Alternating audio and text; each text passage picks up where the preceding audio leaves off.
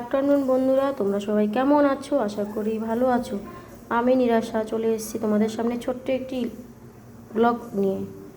দেখো, আমার ইলিশ মাছ নিয়ে এসেছি। এই ইলিশ মাছটা আমি শোলা কচি দিয়ে করব, তো পুরো রান্নাটা আমি তোমাদের শেয়ার করব। প্লিজ তোমরা জানিও কেমন হয়েছে। প্রথমে আমি এই মাছটাকে নুন হলুদ মাখিয়ে হালকা একটু ভেজে নেব। কড়াইতে দিয়ে দিলাম আমি একটু সর্ষের তেল। মাছটা একটু হালকা ভেজে নেব। এই যে বন্ধুরা, নুন হলুদ মাখানো মাছগুলো আমি একটু হালকা করে ভেজে নেব।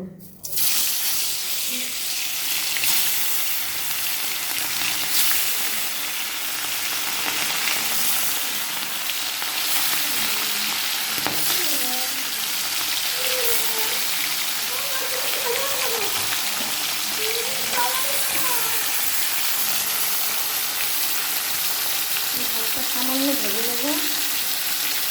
এখন আমি নামিয়ে নেব, কিছুক্ষণ ভাজবো না।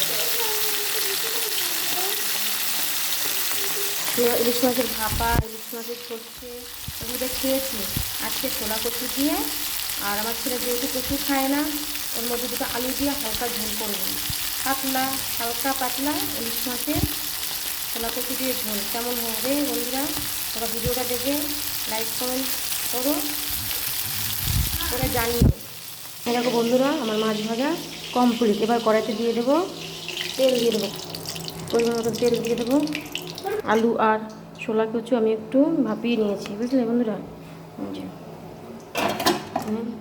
ছেলের জন্য আলু দিয়েছি কয়েকটা, আর ছোলা কচু এই যে আমি একটু যদি হালকা পাতলা ঝোল হবে আজকে। কালো জিরে ফোড়নে দিয়ে দিয়েছি, ফোড়নে কালো জিরে দেবে।